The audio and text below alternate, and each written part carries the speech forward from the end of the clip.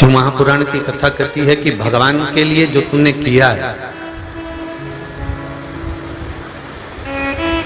जो तुमने ठाकुर के लिए, कृष्ण के लिए, राम के लिए, शिव के लिए या समाज के लिए, यहां तक शिवपुराण कह रही है कि अपनी समाज के लिए, अपने धर्म के लिए, अपने परिवार के लिए, अपने कुटुंब के लिए, अपनों के लिए, परमात्मा के लिए, गुरु के लिए जो किया है उसको करने के बाद भूल जाना चाहिए। उसके बाद हमें स्मरण नहीं आना चाहिए कि मैंने समाज को ये दिया था तो मेरा बार बार गुणगान किया जाए, मैंने समाज को ये दिया था तो मुझे बार बार इसका स्मरण किया जाए, मैंने समाज को ये दिया था इसलिए मेरा स्मरण बार बार किया जाए, मुझे याद बार बार किया जाए, ये क्रम नहीं होना चाहिए।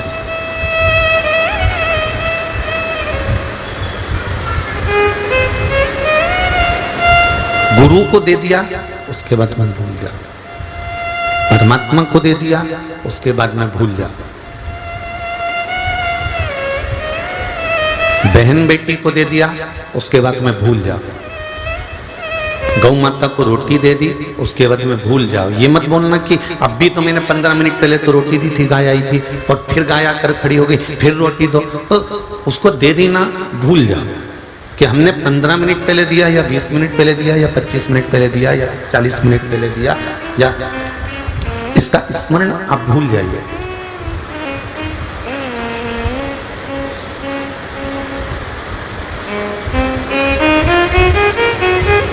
भगवान को देने के बाद हमारे स्मरण में ये नहीं रहना चाहिए कि मैंने परमात्मा को ये दिया, या मैंने इतना भजन किया, या मैंने इतना कीर्तन किया, या मैंने गुरु को या परिवार को या अपनों को ये दिया।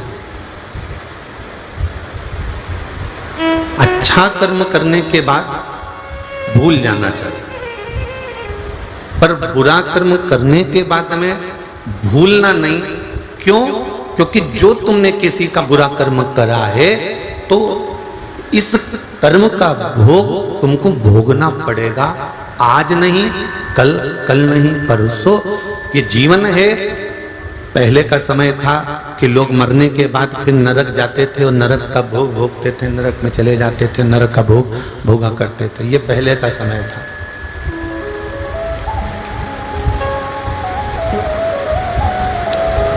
ये पूर्व का समय था कि नरक का भोग पूर्व के समय में कहते थे कि अभी करोगे तो बाद में भोगना पड़ेगा। पर शिव महापुराण की कथा ये नहीं कहती है कि बाद में भोगना पड़ेगा। शिव महापुराण की कथा कहती है तुमने जैसा कर्म करा है तुम्हारे मरने से पहले तुम्हें उस कर्म का भोग भोगना पड़ेगा, इसी मृत्यु लोक में, इसी भूमंडल में।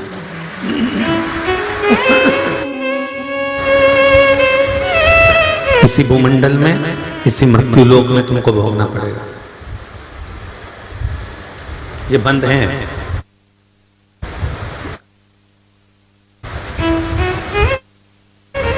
इसी भूमंडल में, इसी मृत्यु लोक में इसको भोगना है और भोगना पड़ेगा। और मृत्यु लोक में, इस भूमंडल में हम आए हैं तो अपने कर्म का भोग भोगने के लिए आए। इस भूमंडल में यदि हम आए हैं तो अपने भोग को भोगने के लिए। इसलिए पहले भी कथा में कहा, मत बुरे कर्म कर बंदे, मत बुरे कर्म कर बंदे, वरना पछताएगा। भगवान की आंखों से तू बच नहीं पाएगा, तो बच नहीं पाएगा। अरे ओ अज्ञानी मत करना गानी, अरे ओ अज्ञानी मत करना गानी। तेरे कर्म का फल भी तू ही पाएगा, तेरे कर्म का फल भी तू ही पाएगा। जैसा किया तूने तेरे आगे आएगा, जैसा किया तूने तेरे आगे आएगा। मत बुरे कर्म कर बंदे, मत बुरे कर्म कर बंदे, वरना पछताएगा भगवान की आग से तू बच नहीं पाएगा, तू बच नहीं पाएगा। हमारे कर्म, हमारे किए गए सारे कर्म हमारे सामने प्रकट हो जाना है, हमारे सम्मुख में आ जाना है। अब वो तुमने अच्छे किए तो अच्छा तुम्हारे सामने आएगा, बुरा किया तो बुरा तुम्हारे सामने आएगा, सम्मुख में आएगा जरूर, ये निश्चित है। अच्छा, एक प्रैक्टिकल कर देखिएगा, छोटा सा प्रैक्टिकल है, आप जरूर करिएगा कि एक बंद कमरे में, बिल्कुल बंद कमरा, और उस कमरे में बैठकर आप किसी की निंदा कर कर देखना। एक प्रैक्टिकल करके देखना छोटा सा,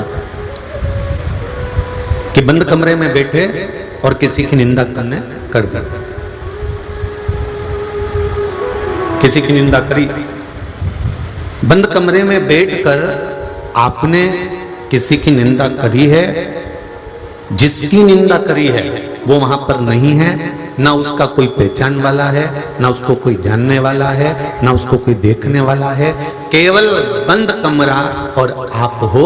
प्रैक्टिकल करके देखना, जिसकी तुमने निंदा करी है 15-20 दिन होंगे और तुमने निंदा करी और उस तक खबर पहुंच जाएगी, भले कोई था कि नहीं था, क्योंकि हमारे द्वारा जो शब्द निकलते हैं, हमारे द्वारा जो वाणी निकलती है, हमारे द्वारा जो शब्द निकलते हैं, हमारे द्वारा जो कहा जाता है, हमारे द्वारा जो बोला जाता है, जिसके लिए बोला जा रहा है उस तक वो वाणी पहुंच जाती है।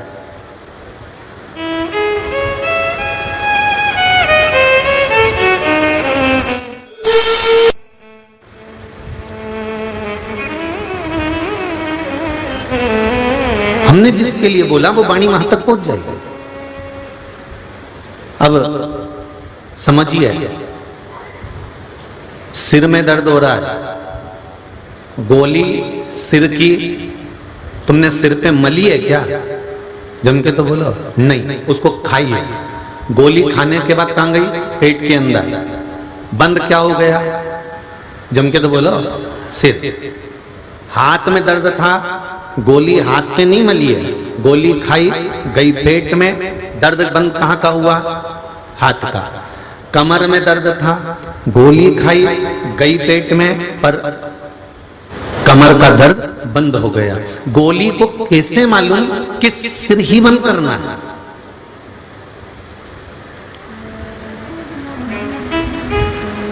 गोली को कैसे मालूम कि मुझे कमर का दर्द ही बंद करना है? गोली को कैसे मालूम कि तुम्हारे कानों में दर्द है तो कानों का दर्द ही बंद करना है? गोली को कैसे मालूम कि पीठ का दर्द ही बंद करना है? खाई थी, पेट में गई थी, पर उस गोली का असर इस रक्त में मिलकर, इस शरीर में मिलकर उस जगह तक पहुंच जाता है जिस जगह पर वो दर्द हो रहा है। उसी तरह हम एकांत में बैठकर भी अगर भजन कर रहे हैं, कहीं एकांत में बैठकर भी मंत्र जाप कर रहे हैं, कहीं एकांत में बैठकर भी हम उसको याद कर रहे हैं, कहीं एकांत में बैठकर भी हम उसके स्मरण कर रहे हैं, तो ये निश्चित है तुम 7 ताले में बंद होकर भी परमात्मा का भजन करो तो भी उस परमात्मा तक आवाज पहुंच ही जाती है कि ये मुझे याद कर रहा है। बंद कमरे में करी गई निंदा उस तक पहुंच जाती है कि इसने मेरे लिए ये बोला है, किसी ने नहीं बताया, कोई बोला ही नहीं, फिर भी हमारी वाइब्रेट, हमारे शरीर का बल वहां तक पहुंच जाता है और बता देता है, हमारी तरंगे बता देती है कि इसने निंदा कर।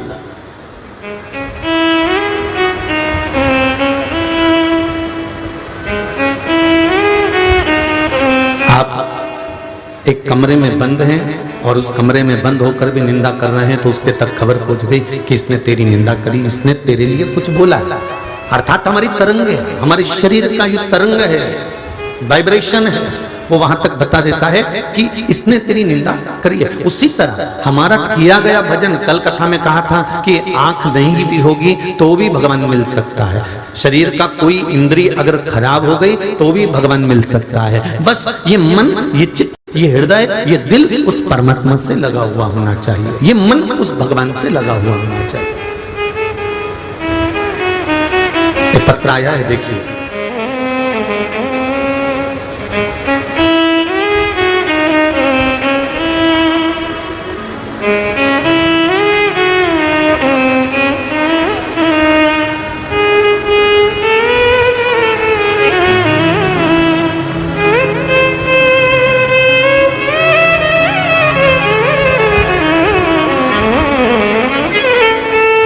मैं सोसरिता अनिल चांडक मालेगांव जिला वाशिम से कथा श्रवण करने आई हूँ। कहीं बैठी हो तो हाथ हिलाइएगा, जहाँ कहीं भी बैठी हो दोनों हाथ हिलाइएगा। मैं सोसरिता अनिल चांडक मालेगांव जिला वाशिम। गुरुजी आपकी कथा को श्रवण तो हम पिछले कई दिनों से करते आ रहे हैं। मेरे बेटे का सीए का रिजल्ट जब भी आता था वो 2 या 3 नंबर से रह जाता था। आपकी कथा सुनी और पशुपति व्रत किया। पशुपति व्रत जब एक बार का पूरा हो गया और दूसरे ही पशुपति व्रत में भगवान भोलेनाथ ने सुन ली और मेरा बेटा सीए एग्जाम में उत्तीर्ण हो गया। मैं बाबा को धन्यवाद देने के लिए आई हूं। गुरुदेव, एक लोटा जल और एक बेलपत्र का क्या महत्व है वो समझ में आ गया। बेलपत्री पर शहद लगाकर चढ़ाकर जाने का क्या महत्व है, कोई मुझसे पूछे तो मैं बताऊं कि उस बेलपत्री पर शहद लगाकर चढ़ाकर जाने से मेरा बेटा जो हर बार फेल हो रहा था, उत्तीर्ण नहीं हो पा रहा था सीए में, आज मेरा बेटा उत्तीर्ण हो गया। इसलिए मैं धोख लगाने के लिए आई हूं। उसका महत्व क्या है, उसकी महत्वता क्या है? तेरी कृपा बिना न हिले एक भी लेते हैं श्वास, तेरी कृपा से। एक पत्र और है, पूजा मंगेश जी फालके, अकोला महाराष्ट्र से आए हुए हैं। जहां भी बैठे हो हाथ हिलाइएगा, दोनों आप ही हैं, दोनों हाथ हिला दो एक बार। श्री शिवाय नमस्तुभ्यम। हमारे यहाँ नियमित रूप से कथा सुनी जाती है गुरुदेव। शिवालय भी जाते हैं, हम बच्चे को ज्यादा ध्यान नहीं देते थे, लेकिन परली में पहले दिन कथा सुनने आए थे। एक दिन की कथा सुनी और लोटा हम लौट गए थे, घर आए। एक दिन हुआ और दूसरे दिन, उस दिन श्री अभिषेक कथा का तीसरा दिन था, छठ पूजा थी। उस दिन हमारी चाची खाना बना रही थी, किचन में कुकर चढ़ाया और बर्तन साफ करने के लिए लग गई। कुकर चढ़ाए, कुछ मिनट हुए थे कि जोर की आवाज आई। आवाज इतने जोर की थी कि पूरे कॉलोनी में आवाज गई। आजू बाजू के घर वाइब्रेट हो गए। चाची वहीं कुकर के बाजू में ही खड़ी होकर चाची काम कर रही थी और मेरा बेटा भैयू बस कुछ सेकंड के लिए वहां पर खड़ा ही था। गैस के बाजू में हटकर किचन के बाहर निकल ही रहे थे, वहीं खड़े हुए। क्या हुआ कुछ समझ में नहीं आया। कुकर की सीटी निकलकर ऊपर फर्नीचर की अलमारी पर लग गई और नीचे गिर गई। एकदम चाची के बाजू में गैस का बर्नर टूट कर गिर गया। कुकर से ऊपर का भाग ढक्कन भी फट गया। किचन का पूरा रंग बदल गया। सब शॉक हो गए। देखने वाला कोई बोल ही नहीं सकता कि कोई बचा होगा, लेकिन शिव की कृपा से किसी को कुछ भी नहीं हुआ, सब सही सलामत है। गुरुदेव, हम बाबा को धोख लगाने आए हैं कि परली बैजनाथ की एक दिन की कथा का फल क्या होता है। मैं और मेरी चाची हम बाबा को धोख लगाने के लिए आए। ये शिव है। बैठिए बहन, श्री शिवाय नमस्तुभ्यम। बैठिए बैठिए। हर हर महादेव। तेरी कृपा बिना न हिले एक भी कृपा से तनो तनो हे गंगाधर मुक्तिदार ओंकार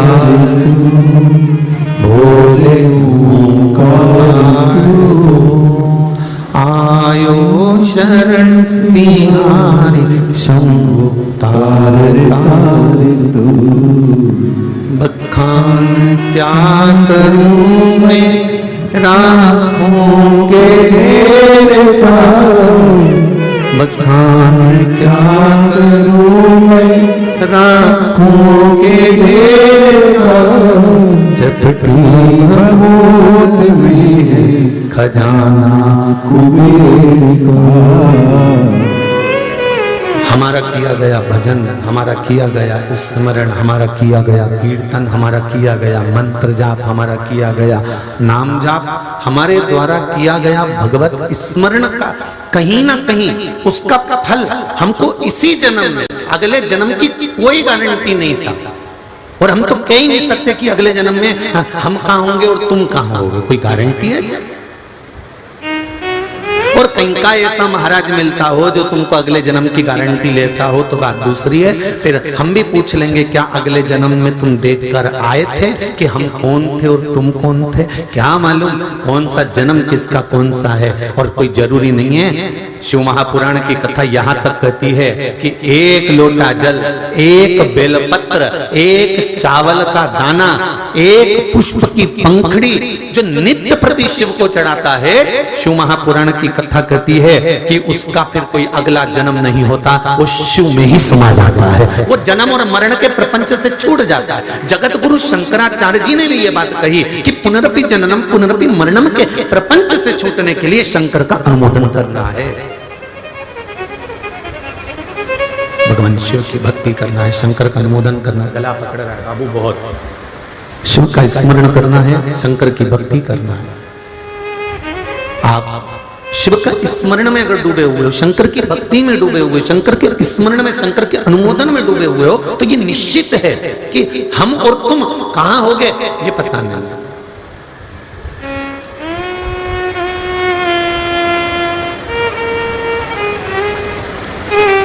पर इतना मेरे बाबा से जरूर कहूंगा, इतना मेरे शंभू से जरूर कहूंगा, इतना मेरे शंकर से जरूर कहूंगा कि जब भी जन्म मिलेगा सेवा करेंगे,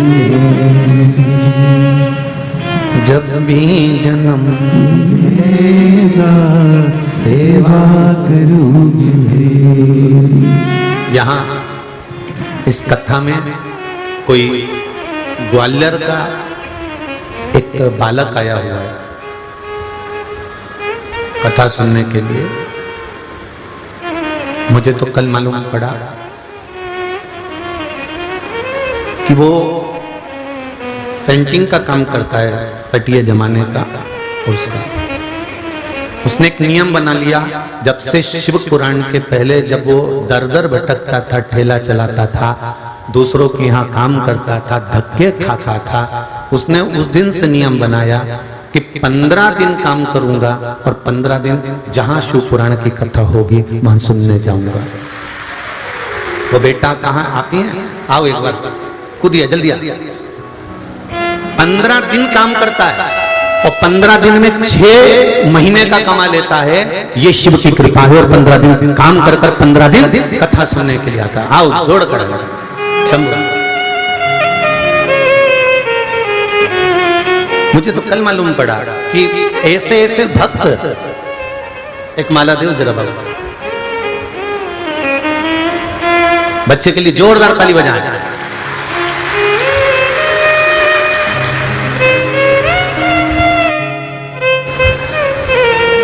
कहा गुरुजी दूसरे के यहाँ काम करता था, सामान ढोता था, साइकिल पर सामान बांध कर पेटियों को लेकर जाता था, पर जब से शिव महापुराण की कथा सुनी, एक लोटे जल की महत्वता जब से मैंने समझी है, गुरुदेव 15 दिन काम करता हूं और 15 दिन में मेरा बाबा इतना दे देता है कि 15 दिन में शिव महापुराण में पहुंच जाता।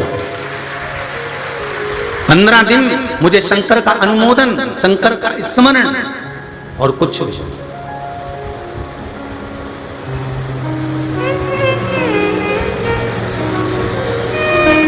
तो होगा इस पुराण में शिव की कथा। दुनिया के लोग भले कह दें कि बताओ उन्होंने ऐसा बता दिया, उन्होंने वैसा बता दिया, क्या होता है शंकर को जल चढ़ाने से, क्या होता है बेलपत्री खाने से। हम तो आपसे भी कहें हम ये नहीं कहते कि शंकर जी पे चढ़ी, आप तो शिव जी से औषधि मांग कर लाइए ना बेलपत्री की। आपका शुगर, आप तो प्रैक्टिकल कर देखना, शुगर लेवल में नहीं आ रहा हो, बार बार तुम डॉक्टर को जांच करा रहे हो, शुगर लेवल में नहीं आ रहा, एक बेलपत्री शंकर जी से मांग कर लेकर आओ औषधि के रूप में, और उस बेलपत्र को चबा चबा कर खाना प्रारंभ कर दो। हाँ, किसी किसी को बेलपत्र खाने से मुख में छार पड़ जाता है, जीवान छार छार हो जाती है, कड़वा मुंह हो जाता है, कई बार छाले पड़ जाते हैं, उनसे निवेदन है ऐसे नहीं खा सकते तो बेलपत्री को पीस कर गोली बनाकर मुख में डालकर पानी से निकल जाओ, और उस बेलपत्री का असर तो देखो कि शुगर लेवल में आई, बीपी लेवल में पहुंचा कि नहीं पहुंचा।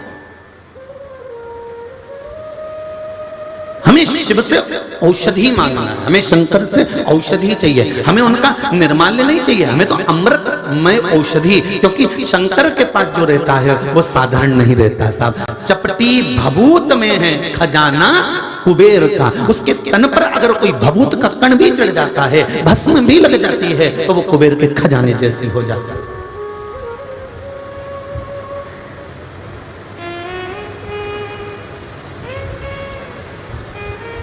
हम क्या वर्णन करें उसका। ये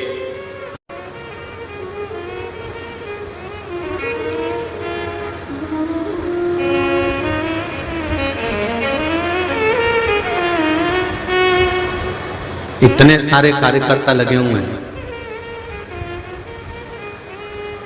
कोई जैकेट पहना है, कोई कुर्ता पजामा पहना है, कोई नी पहना है तो जीन्स शर्ट पहना है, कोई बनियान टी शर्ट पहना है, तो कोई किसी रूप में काम कर रहा है, कोई किसी रूप में काम कर रहा है।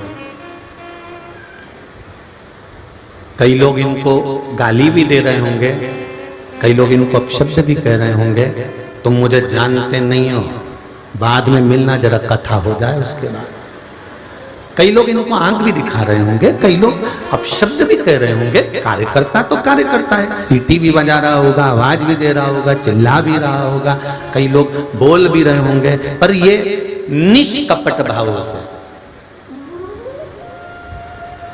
निष्कपट भावों से, ये नहीं कि मेरा आ गया तो मैंने आगे बिठा दिया, उसका आया तो पीछे, निष्कपट भावों से अगर इन कार्यकर्ताओं ने सेवा करी है तो 3 महीने के अंदर ये कार्यकर्ता भी मुझे शिविर में मिलने वाले हैं, ये निश्चित है।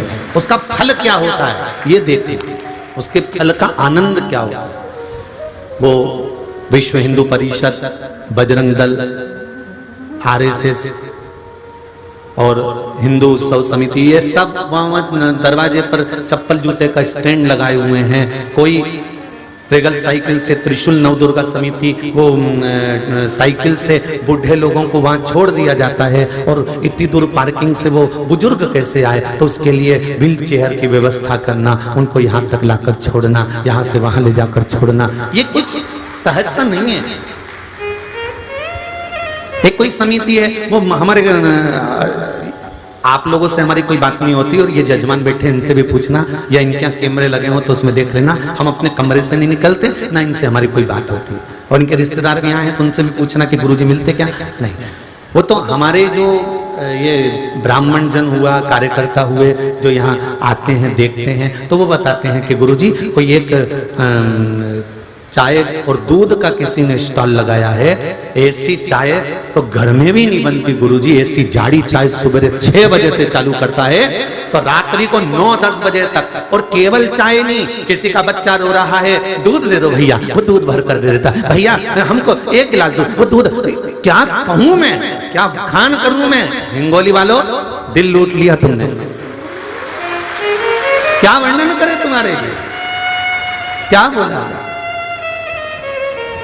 वो 20 रुपया ले वैसे तो क्या जोरदार ऐसी माताएं अपना अपना चूल्हा लगा लगा के बैठी है, गरम गरम रोटी सेक रही, और क्या जोरदार बेसन और रोटी। ये बेसन और रोटी तक तुम्हारे घर में भी आनंद नहीं आएगा जो लाइन लगकर खाने में आनंद आएगा। तुम देखो तो उसका आनंद, कोई सहज है क्या। कोई ठंडा पानी पिला रहा है, आरओ ले आए, आरओ की बोतल उन रख दी, पानी पिला रहा है, कोई चप्पल जूते संभाल रहा है, कोई व्यवस्थाएं लगे, ये सब इसने, कोई प्रसाद बांट रहा है बिना सोचे, क्या बांट गया, कैसे बांट गया, उसको मालूम ही नहीं। और लिख के रखना, हिंगोली वालों, तुमने कितना इन शंकर के गणों को दिया है। हम तो जो कथा में आता है उसको गण कहते हैं शिव का। इन शंकर के गणों पर कितना खर्च किया है उसको लिख कर रखना और हिसाब लगा कर रखना कि मेरे बाबा ने 3 महीने में चोगना कर दिया कि नहीं दिया। ये उसकी कृपा, ये उसकी उदारता है, ये उसकी दया है, उसकी करुणा है।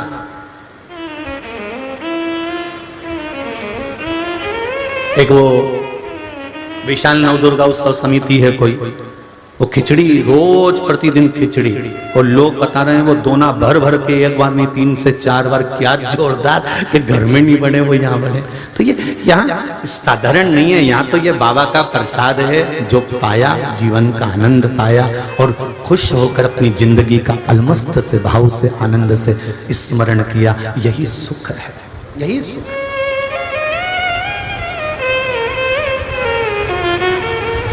आप कहीं पर भी बैठकर भजन कर लो, आप कहीं पर भी बैठकर स्मरण कर लो, आप कहीं पर भी बैठकर मंत्र जाप कर लो, उस मंत्र जाप का असर आपकी जिंदगी में होगा जरूर, ये निश्चित है।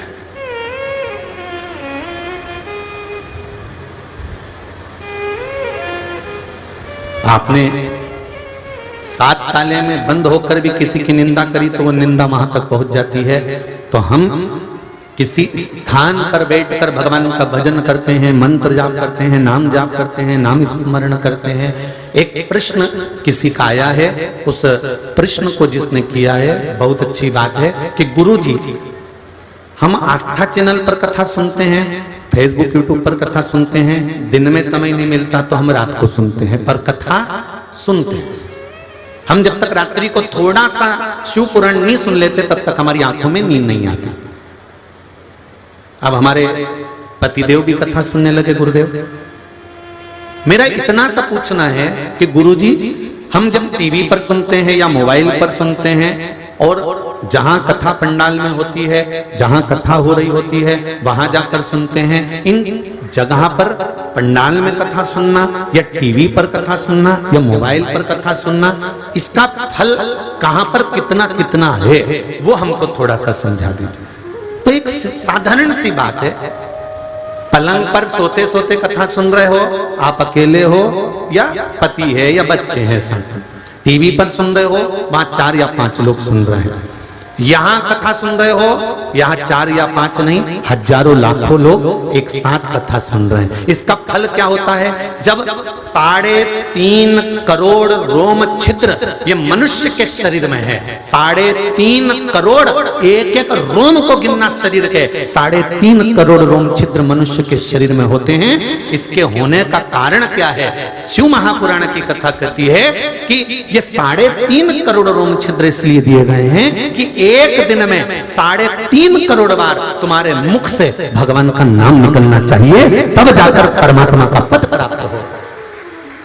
अब आप में से कितने लोग हैं जो 3.5 करोड़ बार भगवान का नाम ले लेते हैं एक दिन में? कोई नहीं ले सकता। अच्छा साधु सन्यासी तपस्वी साधक उपासक कोई 3.5 करोड़ बार भगवान का नाम नहीं ले सकता एक दिन में। तो फिर क्या करा? तब भगवान ने अपना एक आनंद सुख प्रदान करा कि सत्संग में जाकर बैठ जाओ, प्रवचन में जाकर बैठ जाओ, कथा में जाकर बैठ जाओ। क्या होगा उससे? तो कथा में जाकर जब बैठोगे और उसमें जब भगवान का कोई नाम गुणगान होगा, श्री शिवाय नमस्तुभ्यम, पंचाक्षर मंत्र नमः शिवाय, षडाक्षर मंत्र ओम नमः शिवाय, द्वादशाक्षर मंत्र ओम नमो भगवते वासुदेवाय, 2 अक्षर का मंत्र राम, 2.5 अक्षर का मंत्र कृष्ण। जब भगवान का नाम अगर लिया जाएगा और सब एक साथ भगवान का नाम लेंगे तो वो मंत्र जब बोला जाएगा तो आपस में टकराएगा तो बिखरेगा तो ये 3.5 करोड़ रोम छिद्र में समा जाएगा।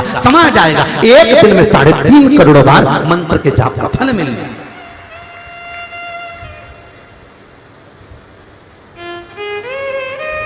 अब एक बार में 3.5 करोड़ बार मंत्र का जाप का फल आपको एक दिन में मिल गया। जो लोग कथा सुनने आते हैं पंडाल में, हाँ घर पर बैठकर सुन रहे हो उसका भी फल है, मोबाइल पर सुन रहे हो उसका भी फल है, पर पंडाल के अंतर्गत जब हम सुनते हैं तो सबके मंत्र का जाप एक साथ होकर जब वाइब्रेट होता है, जब एक साथ गुंजायमान होता है तो उसका फल कुछ ना कुछ अधिक प्राप्त होता है।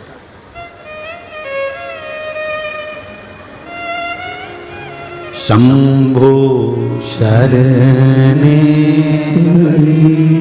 मांगू घड़ी दे,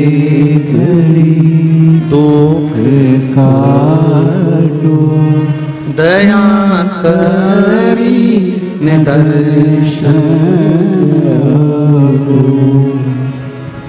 एक व्यक्ति आवाज उठाता है तो उसकी आवाज थोड़ी दब सकती है, पर एक साथ हजारों व्यक्ति जब आवाज लगाते हैं तो उनकी आवाज दबती नहीं, वायुमंडल के द्वारा चलती चलती उस परमात्मा तक पहुंचती है और वो परमात्मा की कृपा हम पर तुरंत हो जाती है। ये उसकी कृपा से, उसकी दया से, उसकी उदारता से हमें प्राप्त होता है, ये उसकी कृपा से प्राप्त होता है।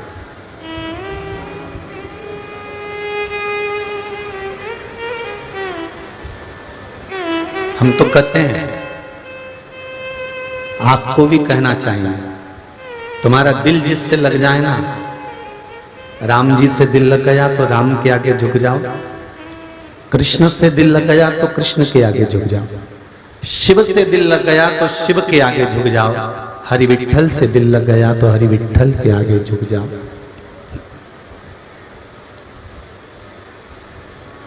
उस एक परमात्मा के आगे अगर झुक गए, केवल एक तुम्हारा जिससे मन लग जाए, उस परमात्मा के आगे अगर तुम झुक गए तो ये निश्चित है वो परमात्मा तुम्हें किसी के आगे झुकने नहीं देगा, ये निश्चितता है। अगर आपने उसके आगे झुक लिए, उसको पकड़ लिया, उसके चरण पकड़ लिए, उसका अनुमोदन कर लिया, तो फिर वो झुकने नहीं देगा।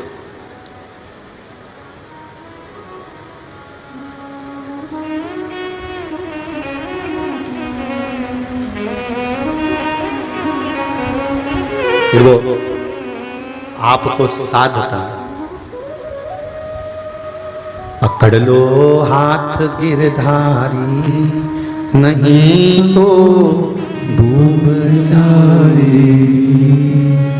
हे भोले, हे शिव, हे शंकर, आप साध लोगे तो सद जाए।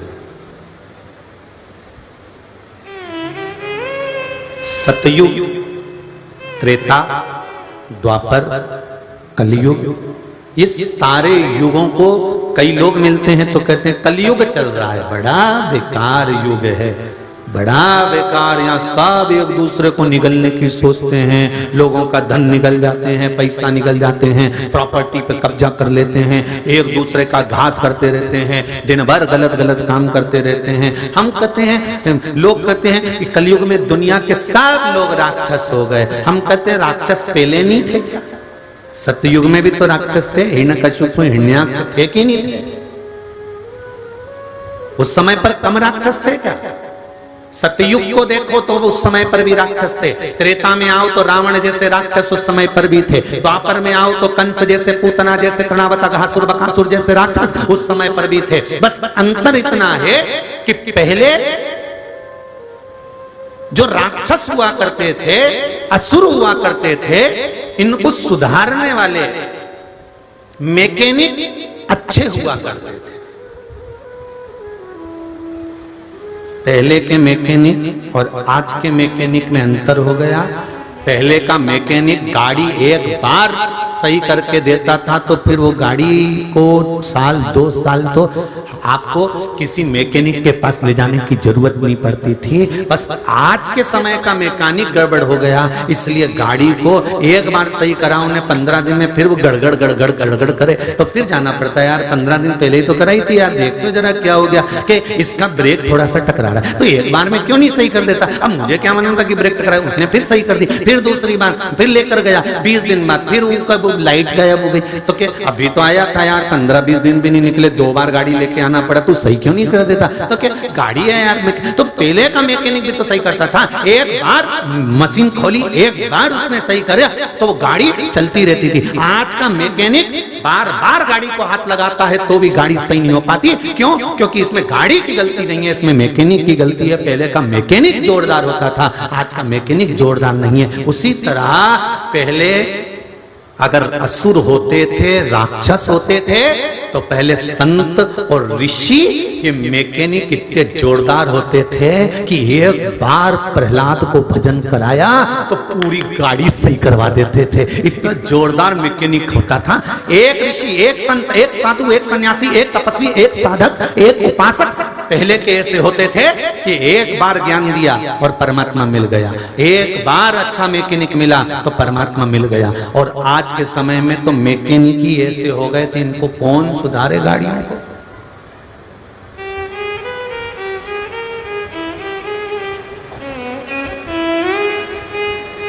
जब टीवी खोलो ना कहीं का मैकेनिक गड़बड़ ही मिलेगा, तो मैकेनिक ही बेकार हो गए, तब क्या करोगे? कैसे गाड़ियां सुधरेंगे? शिव पुराण कह रहे, ये मौका मिला भजन करने का, ये मौका मिला है मंत्र जाप करने का, ये मौका मिला है नाम स्मरण करने का, ये चूकना नहीं चाहिए, ये छूटे ना। मैंने तेरे ही भरोसे ओ बाबा, तेरे ही भरोसे हवा बिच उड़ती जावांगी, बाबा डोर हटो छड़ी लावे कटी जवानी, भोले मैं तेरी पतंग, शंभो मैं तेरी पतंग, हवा विच उड़ते जागे, बाबा डोर हटो छड़ी लावे कटी जवानी। बड़ी मुश्किल से ये मनुष्य की देह मिली है, मानव का शरीर मिला है, और उस देह को प्राप्त करने के बाद भी अगर मंत्र जाप का स्मरण ना हो तो जीवन बेकार है।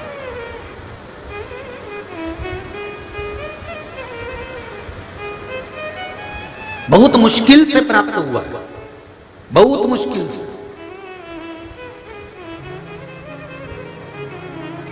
और भाग्यशाली हो हिंगोली वालों, जो कथा भी मिली तो हरताली का तीज शिव महापुराण की कथा मिली है, जो पूरे भारत में मनाई जाती है। केवल महाराष्ट्र, गुजरात या राजस्थान या मध्य प्रदेश या उत्तरांचल या हिमाचल नहीं, पूरा भारत में, पूरे विश्व में हरताली का तीज मनाई जाती है। चाहे वो उत्तर प्रदेश हो, चाहे महाराष्ट्र हो, गुजरात हो, राजस्थान हो, साधारण से साधारण नारी भी भगवान शंकर के पूजन करती है। हरताली का तीज की रात भर 5 बार पूजन करना, 5 बार स्नान करना, 5 बार शिव जी की आराधना करना, आरती करना, सवेरे ब्रह्म मुहूर्त में भगवान शंकर का पूजन कर कर विसर्जन करने जाना। फिर उस पूरी रात में ना तो सोना, ना कुछ खाना, ना पानी पीना, केवल भगवान की भक्ति में।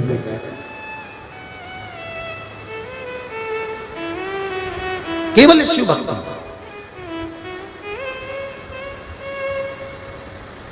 एक पत्र है,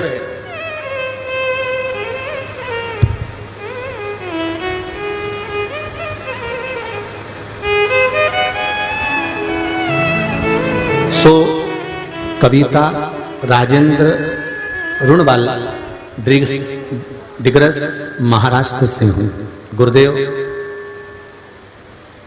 आपने हरियाली हरताली का तीज के दिन फुलेरे का दर्शन करें ऐसा मार्गदर्शन किया है। महाराष्ट्र में फुलेरा किस तरह से बनाया जाता है हम लोगों को स्मरण नहीं है।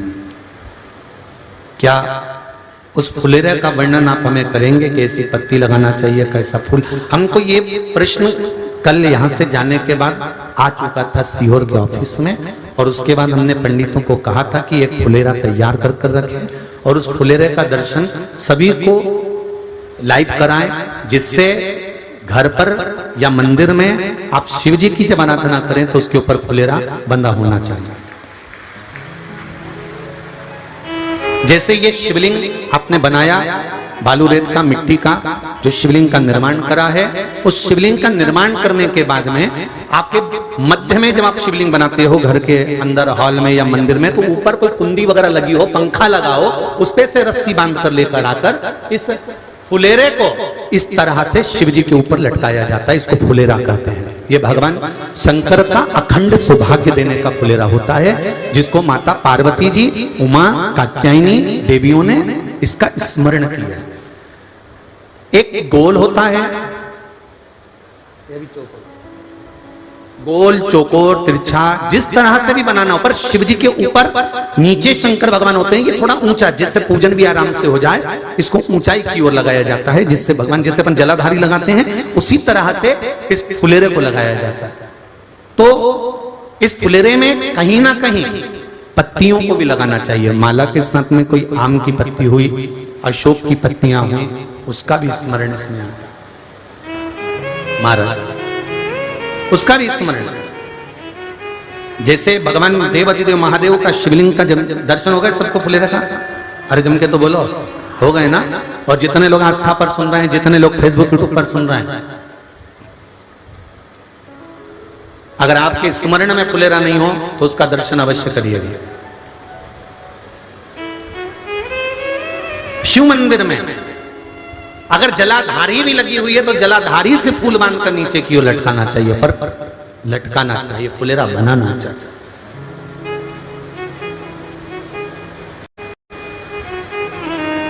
सात फल हैं फुलेरा, कितने फल हैं?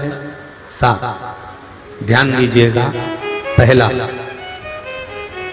फुलेरा जो नारी व्रत करती आती है और व्रत कर्म उसका चलता रहता है, उस व्रत कर्म के अंतर्गत मान लो किसी कारणवश बीमारी में, कोई गमी के अंतर, कोई सूतक सावड़ के अंतर्गत अगर नारी पूजन नहीं कर पाती है, पूजन नहीं कर पाई और उसने केवल फुलेरे का दर्शन ही कर लिया, अपने पलंग पर पड़ी पड़ी भी फुलेरे का दर्शन कर लिया है, तो नारी को हरतालिका तीज के व्रत का फल प्राप्त हो जाता है।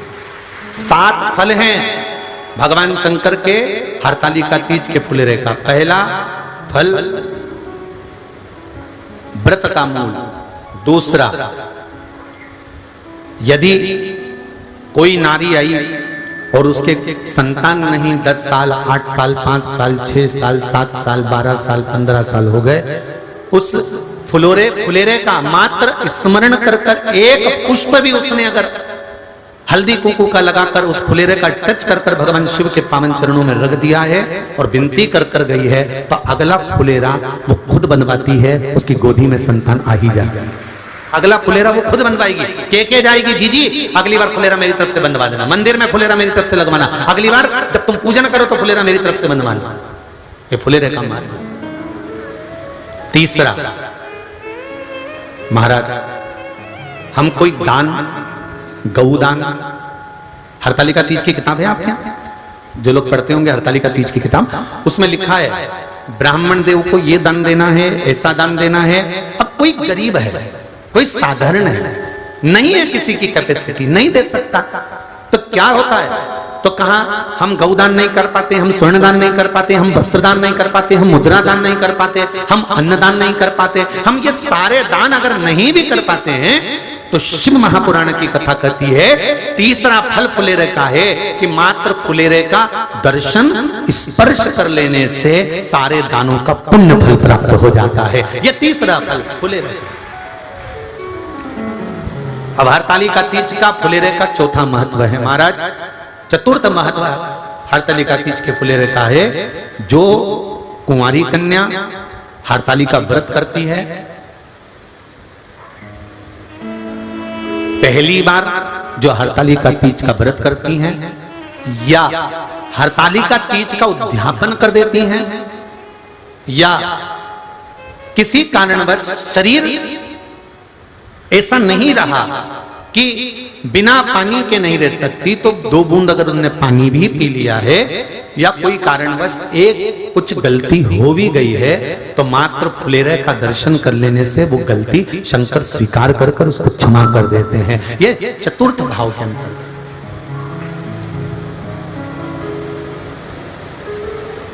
फुलेरे का अगला वर्णन करा गया महाराज शिव तत्व की ओर, शंकर भगवान की ओर। हम ना काशी जा सकते हैं, हम ना सोमनाथ जा सकते हैं, हम ना किसी स्थान पर जाकर एकांत में भगवान शंकर का स्मरण कर सकते हैं। मान लो हमें एकांत में बैठकर शिव की भक्ति करना है, किसी मंदिर में किसी देवालय में जाकर भक्ति करना है, तो फुलेरे का मात्र दर्शन करने से, पूजन स्मरण करने से उस भक्ति का फल भी हमारे खाते में आ जाता है। और फिर अगला आखिरी का जो वर्णन किया गया है वो कहा गया कि पार्वती मैया गुफा में जाकर भगवान का भजन करती थी, शिव का स्मरण करती थी और फिर अपनी सहेलियों के साथ बैठकर शंकर का स्मरण करा, जिसका फल पार्वती को मिला। तो कहा हम ना किसी गुफा में प्रवेश कर सकते हैं, ना हम किसी गुफा में या जंगल में जा सकते हैं। इस फुलेरे के नीचे शंकर भगवान की जब अर्चना करते हैं, आराधना करते हैं, हरतालिका तीज के दिन फुलेरे के नीचे हम भगवान शिव की पूजन करते हैं, तो हमारा वन में किया गया भजन का फल ही हमको प्राप्त हो जाता है। ऐसे फुलेरे का 30 कथा कितनी तारीख को पूरी होगी? जम के बोलो जरा। 29 को। और हरतालिका तीज कितनी तारीख की है? 30 की। 31 को गणपति जी बैठ जाएंगे, गणेश जी महाराज। तो 30 तारीख को हरतालिका के दिन निवेदन है प्रत्येक शिव मंदिरों का स्मरण हो, या जहां हरतालिका व्रत होता है वहां फुलेरे का स्मरण होना चाहिए। शिव भक्ति महाराज अगला वर्णन किया। शिव पुराण कहती है, भगवान शंकर का अनुमोदन हरतालिका व्रत, हरतालिका तीज, शिव महापुराण की कथा कहती है देव ऋषि नारद भगवान विष्णु से सुन लिए, ब्रह्मा जी से सुन लिए कि तप का महत्व, साधना का महत्व, पर जो उन्होंने तुमरुका जी से सुना तो देवऋषि नारद से रहा नहीं गया। और देवऋषि नारद ने तुमरुका जी से कहा, तुमरुका जी क्या भादो महीने के शुक्ल पक्ष की तृतीया तिथि का इतना महत्व है कि शंकर भगवान नेत्र खोल लेते हैं? क्या शिवजी नेत्र खोल लेते हैं? इतना महत्व है? हाँ।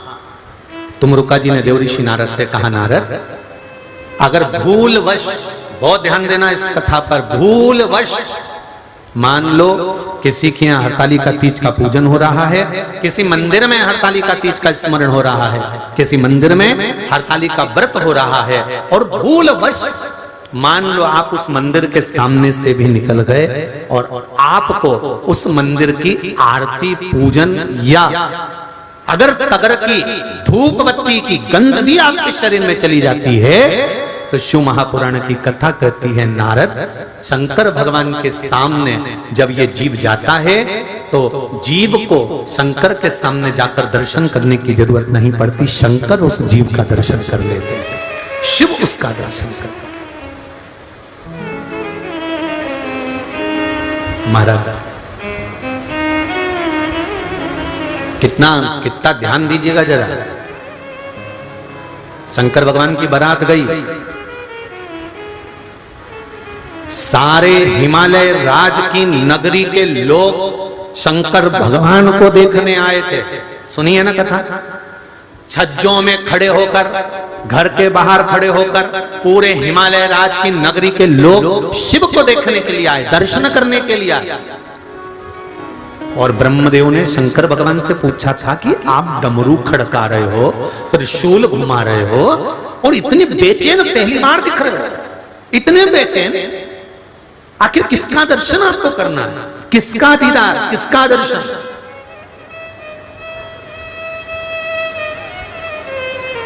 शिव जी कहते हैं जिसने गुफा में बैठकर अपनी सहेली के साथ में भादो शुक्ल पक्ष की तृतीया हरतालिका तीज का व्रत किया था, उस पार्वती को मुझे दर्शन करना है, इसलिए मैं बेचैन हो रहा हूं। उसका दर्शन मात्र करना, उसका मात्र दर्शन करना, मात्र दर्शन। महाराज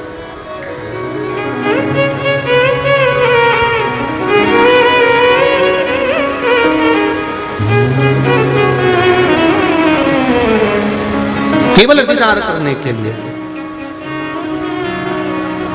बड़ा सुंदर भाव का है।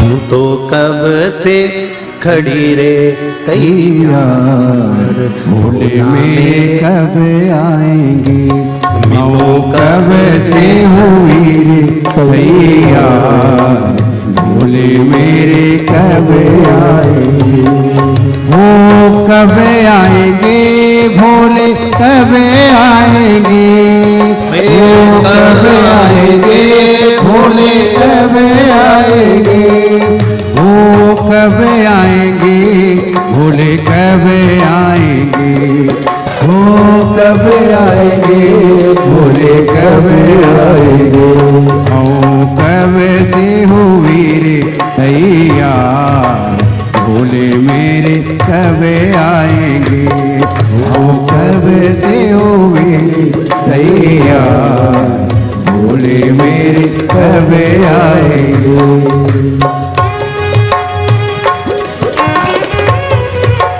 जय हो।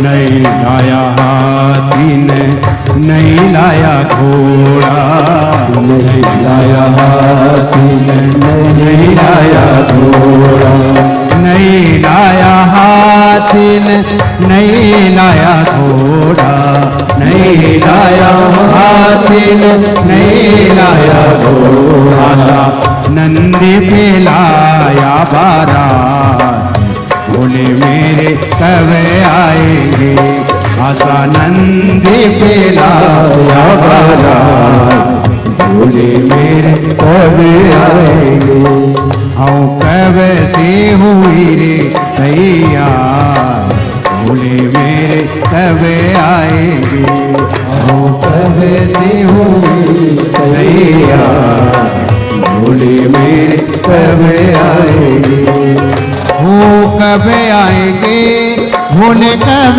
आएंगे, कब आएंगे, भोले कब आएंगे, वो कब आएंगे, भोले कब आएंगे, वो कब आएंगे, भोले कब आएंगे, आओ कब से हो मेरे तैयार, भोले मेरे कब आएंगे, वो कब से हुए तैयार, भोले मेरे कब आएंगे।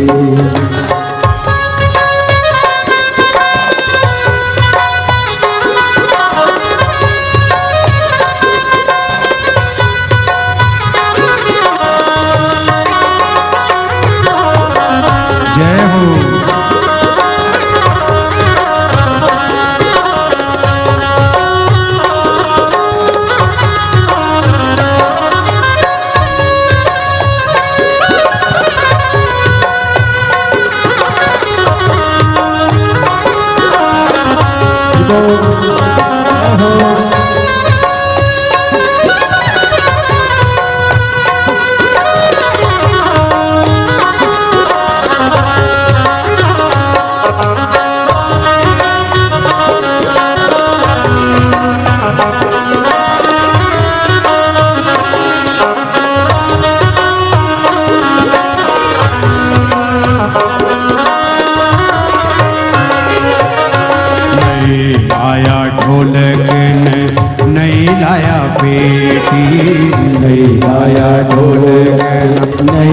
लाया पेटी, नहीं लाया ढोलक नहीं लाया पेटी, नहीं लाया ढोलक नहीं लाया पेटी। असट में रूपेला या बारा भोले मेरे कब आएंगे, असट में रूपेला या बारा भोले मेरे कब आएंगे। हम कब से हुए तैयार भोले मेरे कब आएंगे, हम कब से हुए तैयार भोले मेरे कब आएंगे।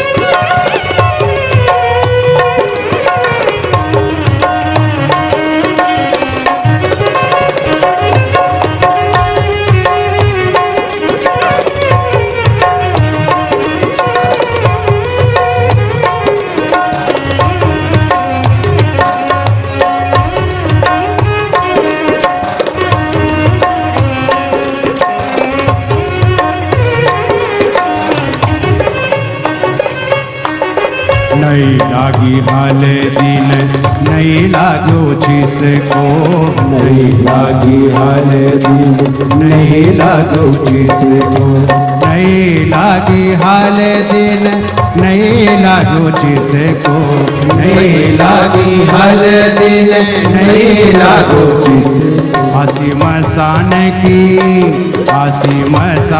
की चुपड़ी आया रा भोले मेरे कब आए, हम कब से हुई तैयार भोले मेरे कब आएंगे।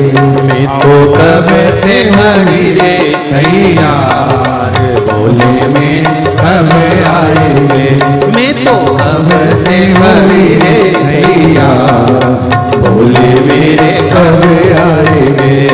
हाँ भोले मेरे कब आएंगे, ओ भोले मेरे कब आएंगे, ओ भोले मेरे कब आएंगे। हाँ भोले मेरे कब आएंगे, ओ भोले मेरे कब आएंगे।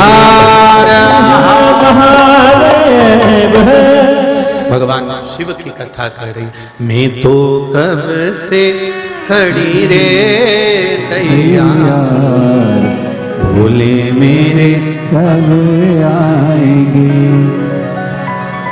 महाराज भगवान शिव की आराधना शिव मंत्र का स्मरण करेंगे। सभी लोग अपने स्थान पर बैठकर बाबा के आनंद में मंत्र का जाप करते हुए बाबा से अपने दिल की बात अपने हृदय की बात कहेंगे। श्री शिवाय नमस्तुभ्यं,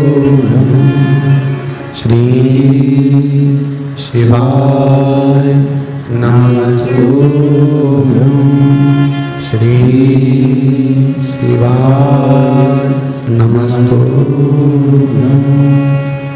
श्री शिवाय नमस्तुभ्यं, श्री शिवाय नमस्तुभ्यं। भोला सब दुख काटो मार, ओ भोला सब दुख काटो काटो मारा।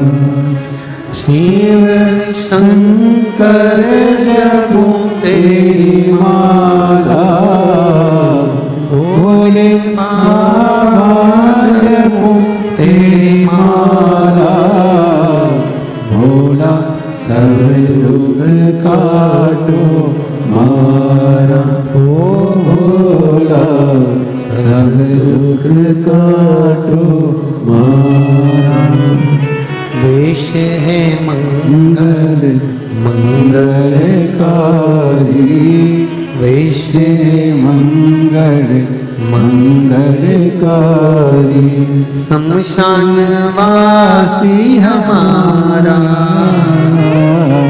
शमशान वासी हमारा, भोला सब दुख काटो मारा।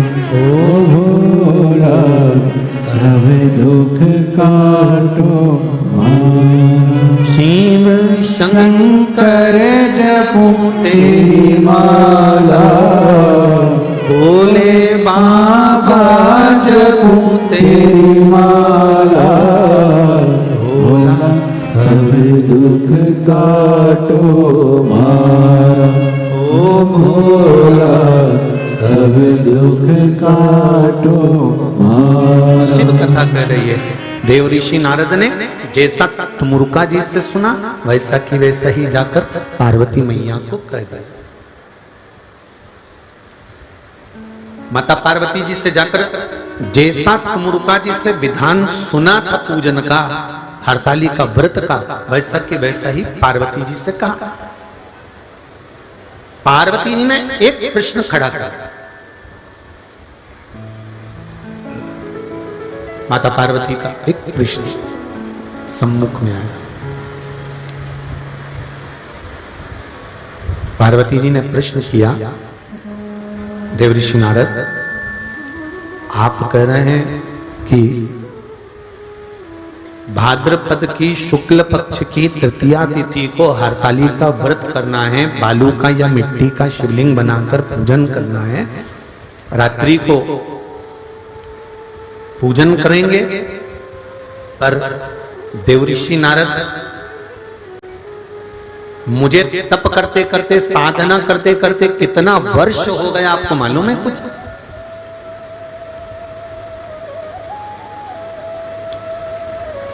कितने वर्ष तप साधना में हो गए, कितने वर्ष तप साधना में निकल गए, कितने वर्ष मेरे तप साधना के अंतर्गत निकल गए, आपको मालूम है कुछ?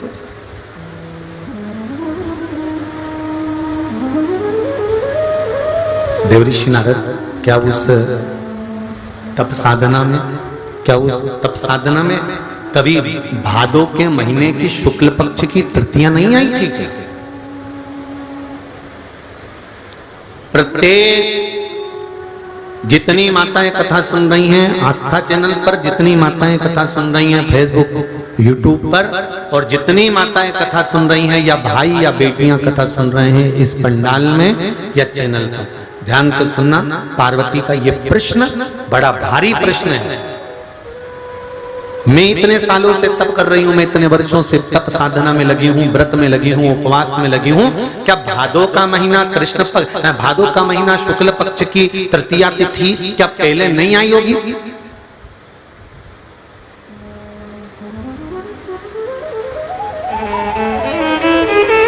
क्या पहले नहीं आई? आई, पहले भी प्राप्त हुई। शंभो रिटर्न बढ़ाओ, पहले भी प्राप्त हुई, पहले भी। ऐसा नहीं है कि भादो महीने की शुक्ल पक्ष की तृतीया नहीं आई, आई।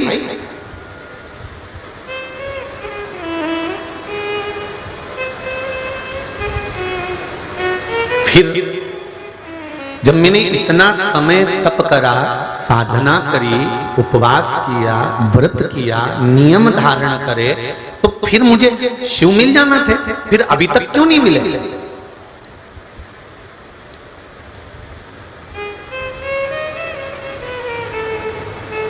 देखो बहुत अच्छे से समझ लेना हो, जितने भी लोग बैठे हो, क्या तुमने पहले हरतालिका तीज का व्रत नहीं करा क्या? अरे बोलो तो जम के करा है ना? क्या पहले तुमने शंकर जी का गुणगान नहीं करा? क्या करा है ना? क्या पहले तुम शंकर के मंदिर नहीं जाते थे? क्या जाते थे? क्या पहले तुम शंकर भगवान को बेलपत्री नहीं चढ़ाते थे? क्या चढ़ाते थे? पहले तुम शंकर जी को जल नहीं चढ़ाते थे? क्या चढ़ाते थे? पहले के तुम शिव जी के मंदिर का गुणगान नहीं करते थे? करते थे। फिर आखिर ऐसा क्या है शिव पुराण में कि जब से शिव पुराण सुनना चालू करी है तब से बेलपत्र चढ़ाती हूँ उसका असर होता है, जल चढ़ाती हूँ उसका असर होता है, पशुपति व्रत करती हूँ उसका असर होता है, या मैंने एक जरा सा सामान भी शंकर जी को चढ़ाया और कामना कर चढ़ाया और मेरा काम हो जाता है। उसका कारण क्या है? वो क्या कारण है? क्योंकि तुमको मालूम पड़ गया कि शंकर को जल चढ़ाने का फल क्या है। तुमको मालूम पड़ गया कि सिर की गोली यही है, इसको खाऊंगी सिर दर्द बंद हो जाएगा। पैर की गोली यही है, इसको खाऊंगी पैर का दर्द बंद हो जाएगा। तुमको मालूम पड़ गया कि शंकर भगवान की 5 बेटियां जया, विषहरा, सामरी मारी, दौतरी देव ऊपर की ओर विराजमान है, अशोक सुंदरी सामने विराजमान है, गणेश जी कार्तिक के पास में बैठे हुए हैं, माता पार्वती जी का हस्त कमल पर शिवलिंग रखा हुआ है। ये सब तुमको मालूम पड़ गया और चढ़ाने का तरीका मालूम पड़ गया कि बेलपत्री कैसे चढ़ाना है, जल कैसे चढ़ाना है, दूध कैसे चढ़ाना है, दही कैसे चढ़ाना है, पंचामृत कैसे चढ़ाना है। ये तुमको भान होता चला गया, ये तुमको ज्ञात होता चला गया।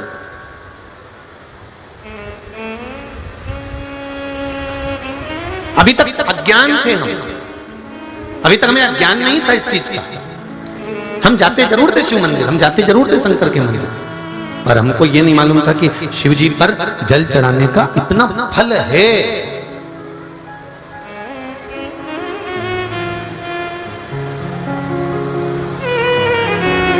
कितना सुंदर लिखा है।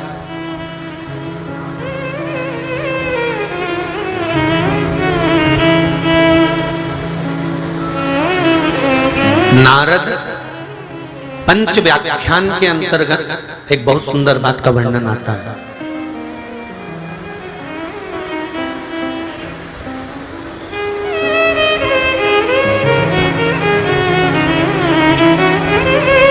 कलम पढ़ रहे थे तो उसका फोटो का भी हमने स्मरण किया, शायद हिमांशु के मोबाइल में होगा वो फोटो, कि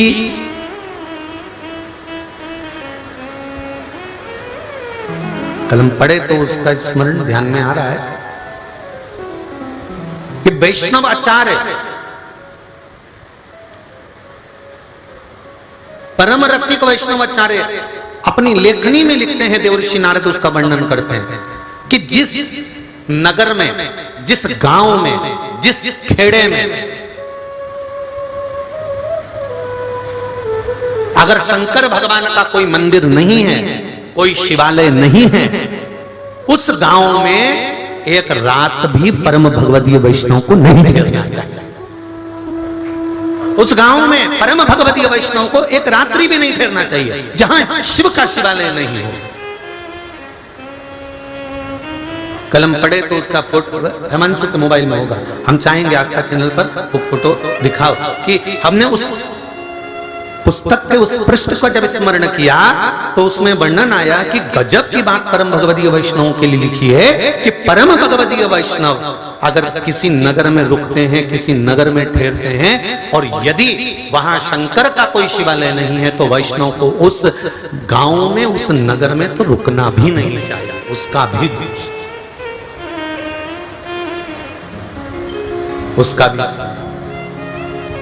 महाराज शिव कथा कर रहे हैं, भगवान शंकर का स्मरण कर रहे हैं, भगवान शंकर का गुणगान कर रहे हैं। शंभो शरणे मांगू घड़ी दुख काटो। अच्छा, ये लेटर, पत्र, मोबाइल के फोटो, पत्र जो आगे आगे बैठे रहते हैं ना, ये नुकसान में रहते हैं, इनको देखने को ही नहीं मिलता। और जो एलसीडी के सामने बैठे हैं ना, एलईडी के सामने, वो तुरंत देख लेते कि यहाँ ये पड़ा। या तुम लोग घर जाके देखते होगे? अरे बोलो तो, देखते हो घर जाके? हाँ, अच्छा, मोबाइल भी चालू करके बैठते हो? जय हो, श्री शिवाय नमस्ते। तो चालू करा है क्या?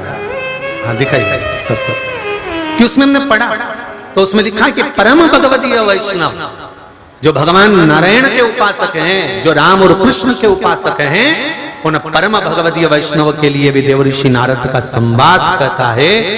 उस पुस्तक के अंदर वर्णन किया गया, उस ग्रंथ के अंदर वर्णन किया गया कि परम भगवदीय वैष्णव को ऐसी जगह ठहरना ही नहीं चाहिए जहां कोई शिवालय ही नहीं। पूछा क्यों? उस किताब की अगली पृष्ठ जो वर्णन किया गया, क्यों, किस लिए? तो कहा जहां शिव होते हैं वहां नारायण हमेशा विराजमान होते हैं, हमेशा विराजमान। अब आ जाओ तुम्हारे पास का गांव ओड़ा नागनाथ, क्या ओड़ा नागनाथ बोलते, ओड़ा नागनाथ बोलते, जो भी बोलते हैं तुम समझ जाना। हम नागनाथ समझ गए, बस तुम समझ जाओ, ठीक है। ओड़ा नागनाथ में पंडित जी कह रहे थे, गुरुजी हमारे यहां पुरुष जल चढ़ाता है, ओड़ा नागनाथ में हमारे यहां स्त्री को जल नहीं चढ़ाने देते, सही है क्या? अरे बोलो तो जम के। वहां पंडित जी बोल रहे थे तो हमको स्मरण है, और हमने पूछा क्यों, कारण क्या? तो कहा ये जो पीठिका है, जो नीचे की पीठिका होती है, ये पीठिका जो है उस पर जो शिवलिंग रखा है, तो ये शंकर भगवान तो शिवलिंग के रूप में है, और जो ये पीठिका है ये भगवान विष्णु के रूप में। पंडित जी बता रहे थे। और वहीं के जो विद्वान ब्राह्मण जन हैं, विद्वान जन पुजारी जी हैं, उन्होंने ये बात बताई, इसलिए हम माताओं को यहाँ जल नहीं चढ़ाने देते, पुरुष जल चढ़ाता। ठीक है, हमने कहा ये आपके यहाँ की रीत होगी। कल शिव महापुराण की कथा कह रही, भगवान शंकर की कथा कह रही कि जो पीठिका है वो माता पार्वती का स्थान है, शिवलिंग शंकर भगवान का स्थान है,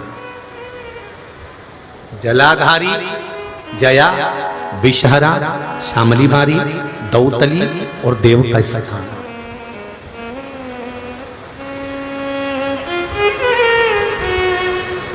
गुरुदेव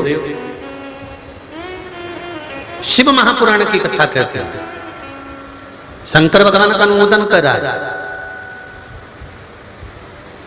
शिव के बिना भगवान विष्णु नहीं रहते, और भगवान विष्णु के बिना शिव नहीं रहते, एक क्षण भी नहीं रहते।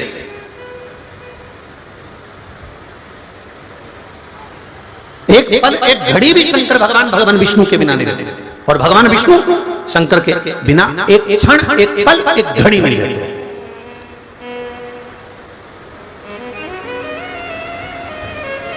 विचार करिए जरा, ध्यान दीजिएगा। हमने कितना भेद करा है भगवान में। वो किताब का पृष्ठ, अब जितने लोग टीवी पर देख रहे होंगे या मोबाइल पर देख रहे होंगे, किताब का पृष्ठ दिखाया गया है जिसमें देव ऋषि नारद वर्णन कर रहे हैं कि जहां शंकर का शिवालय ना हो, जहां शंकर का शिवलिंग ना हो, ऐसे नगर में, ऐसे गांवों में, ऐसे खेड़े में परम भगवदीय वैष्णव को नहीं रहना चाहिए। कितना सुंदर संवाद इस सुंदर ग्रंथ के अंदर मिला, उसको पढ़िए, श्लोक के साथ उसका पूरा व्याख्यान।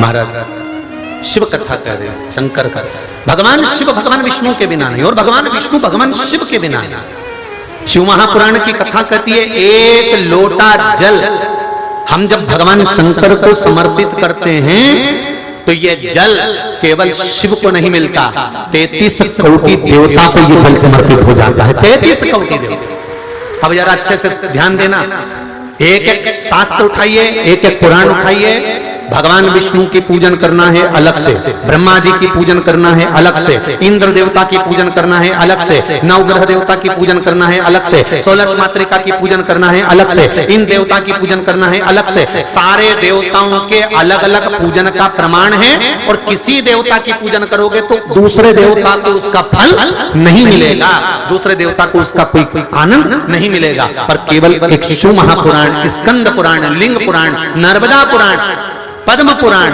कुर्म पुराण वर्णन करती है कि शंकर भगवान को अगर तुमने कोई सामग्री चढ़ाई है तो वो केवल एक शंकर जी को नहीं मिलती, 33 कोटि देवी देवता को प्राप्त हो जाती है। वो केवल एक शिव की नहीं रहती, वो 33 कोटि देव, गला पकड़ रहा बाबू, 33 कोटि देवता को प्राप्त हो जाती है। एक अगर जल चढ़ाया है तो वो भी 33 कोटि देवता को मिल रहा।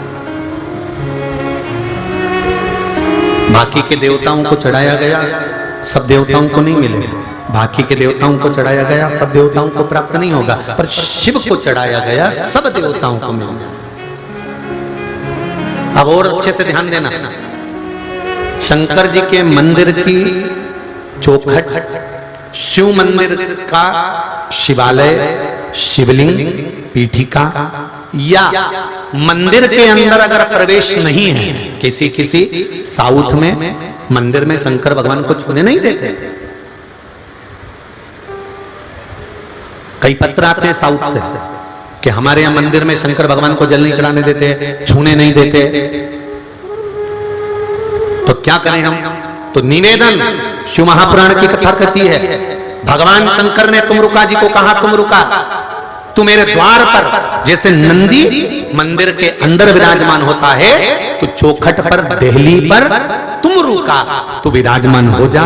अगर मात्र तेरा स्पर्श भी संसार के लोगों को हो गया तो शिवलिंग के पूजन का फल उनको प्राप्त हो जाएगा। अब देखिए कितनी सुंदर बात मेरे देवाधिदेव महादेव ने तुमरुका जी से कही।